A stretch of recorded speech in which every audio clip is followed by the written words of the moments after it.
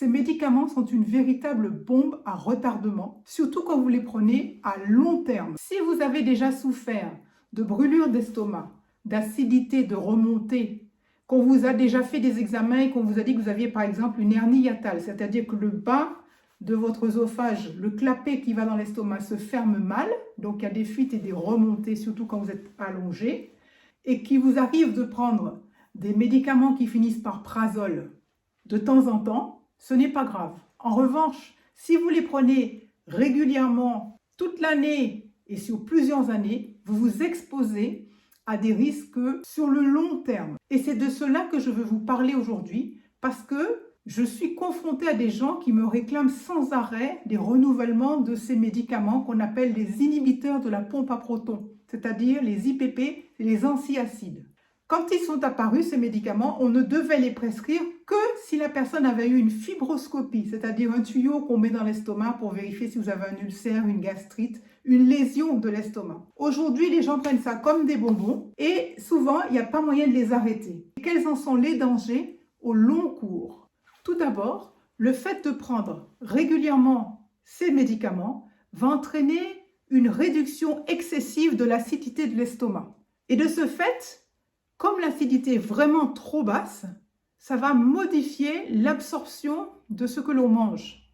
En particulier, cela peut créer des carences en vitamine B12, des carences en fer, en calcium, en magnésium. Et ces carences vont créer donc une fatigue chronique, peuvent provoquer des crampes, peuvent provoquer à la longue des démences, surtout chez les personnes âgées, de l'anémie. Des études qui sont en train de sortir montrent que ces médicaments au long cours, vraiment sur des mois, sur des années, peuvent finir par altérer les fonctions des neurones, diminuer la mémoire, favoriser donc les démences. Deuxièmement, en réduisant l'absorption du fer et en particulier du calcium, ça va fragiliser les os. Et donc si vos os et votre squelette est plus fragile, à la longue, vous risquez de faire des chutes avec des fractures des vertèbres, fractures de la hanche, qui peuvent être très graves pour les personnes âgées.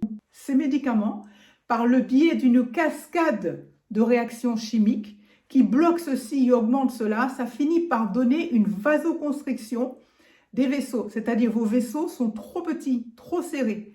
Si les vaisseaux sont trop petits, trop serrés, la pression du sang va augmenter. Vous voyez, si vous prenez un tuyau d'arrosage, que vous n'avez pas assez de longueur pour aller jusque là-bas où vous voulez aller, il suffit de pincer le bout du tuyau et la pression augmente.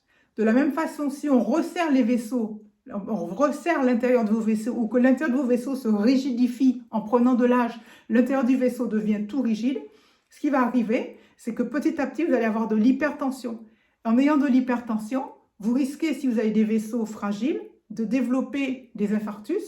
Et si c'est des vaisseaux fragiles dans votre tête, d'avoir des AVC, des accidents vasculaires cérébraux. Donc vous voyez, ce n'est pas anodin de prendre ces médicaments au long cours, tous les jours, de façon abusive, excessive, dès que vous avez une petite aigreur d'estomac. Par ce biais-là aussi, le fait de développer de l'hypertension, des AVC, et petit à petit, ça obstrue les vaisseaux. C'est un autre mécanisme pour développer une démence. En neutralisant trop l'acidité de votre estomac, vous allez trouver avec un pH alcalin, c'est-à-dire que votre estomac sera plus assez acide. Ça va empêcher l'effet naturel de barrière de votre estomac contre certains microbes, en particulier le Clostridium difficile, qui est une bactérie qu'on appelle opportuniste, c'est-à-dire elle va s'installer partout où il n'y a pas assez de défense. Et elle peut se développer, donner des troubles digestifs, des diarrhées chroniques, des douleurs abdominales, et en particulier peut aussi donner des colites pseudomembraneuses, c'est-à-dire c'est des infections avec des saignements, donc de la malabsorption, douleurs, et vous risquez même de développer une septicémie, c'est-à-dire une infection généralisée qui peut vous emmener très loin. Vous pouvez aussi, à cause de ce pH qui est trop alcalin, vous pouvez aussi développer des pneumonies. Les pneumonies, c'est des infections dans les bronches parce que vous allez inhaler du liquide dans les bronches, surtout chez les personnes âgées. Bref, vous l'aurez compris, l'excès en tout est nuisible. Ces médicaments pris au long cours, systématiquement, matin et soir, pour X raisons, qui sont souvent pas les bonnes, vont vous risquer de vous donner toutes sortes d'effets désirables que vous ne voulez pas. Vous aurez compris qu'il y a des cas où vraiment on a besoin d'utiliser ces médicaments. Donc on les utilise, Ils rendent de très grands services à beaucoup de gens.